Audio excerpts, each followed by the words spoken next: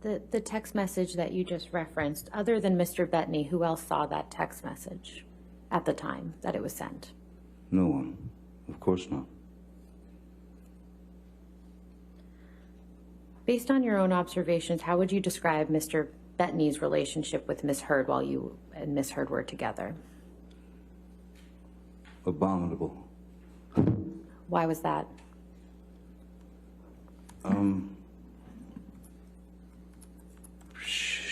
Ms. Heard despised Mr. Bettany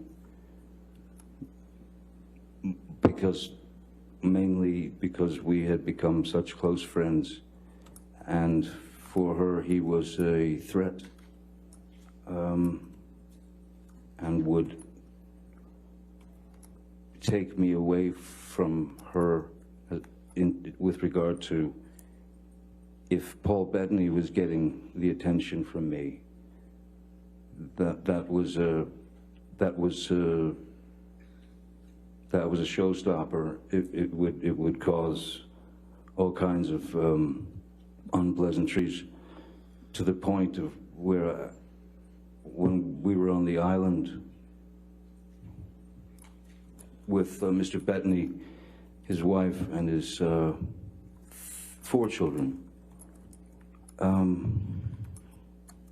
Ms. Heard and Mr. Bettany got into some debate over lunch, and I just remember that whenever Mr. Bettany tried to make a point, she would talk over him, and then it started to get quite rude. She got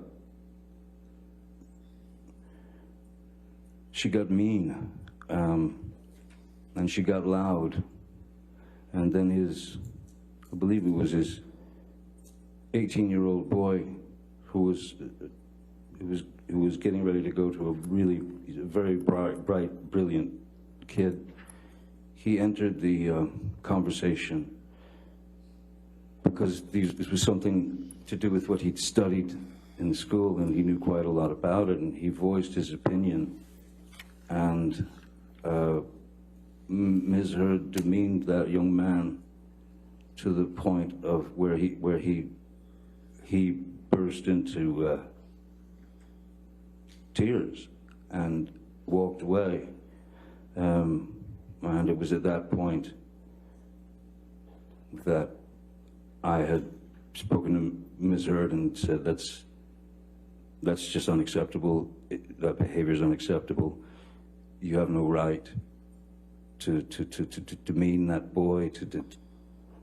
You cannot always be right. You should try being wrong sometime, because you might learn something.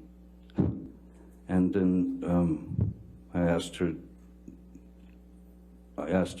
to, I thought it was best that she leave the island. Could we please pull up Defendant's Exhibit 245? And Mr. Depp, I believe this is another text message with Mr. Bettany that you were shown on your cross-examination.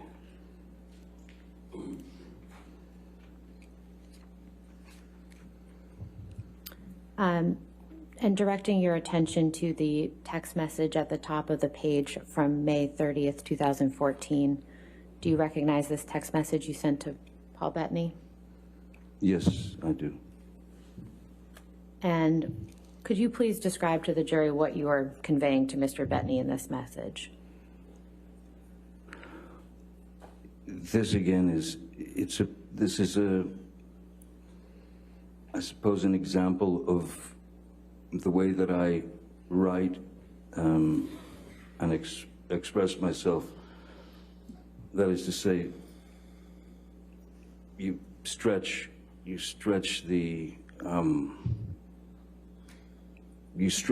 situation out to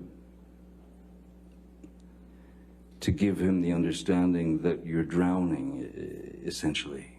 So everything that I say here is, in fact, an impossibility for the human body. I would have been, well, I would have certainly at least had to be rushed to the hospital for a stomach pump.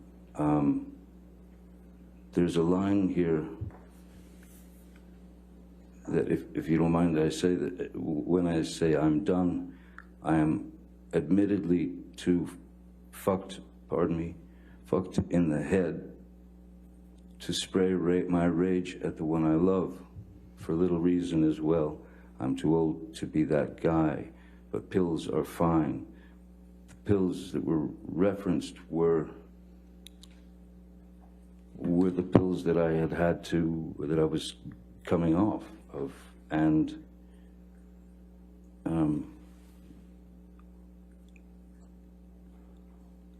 they were the only thing that could give me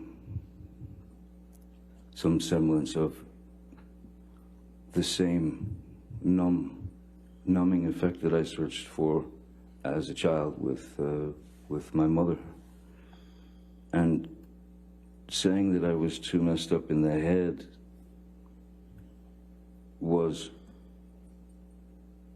it's kind of like if you've been told since you were a child that everything you do is wrong, and that I shouldn't have even been alive, or whatever, joyous little treats that my then very sick, very ill mother brought to me. Ms. Heard was well aware of my past, my childhood, therefore was very adept at knowing exactly which buttons to push. So at this point, I mean, I felt like, well, I was that little boy again in my head, like, I guess I am incapable of doing anything right. I guess I will never be happy. I guess that this is who I am. I can't get along with this person. But it's confusion, it's nothing that you can, it's nothing that anyone could sustain for any length of time. It's nothing that anyone should have to sustain for any length of time when you're being demeaned, berated, judged,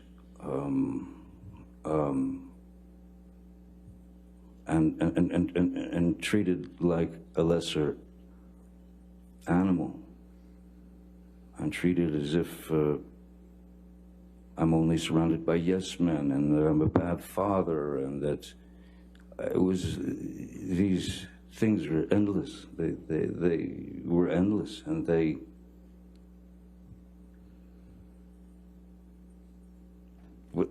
was no call for them.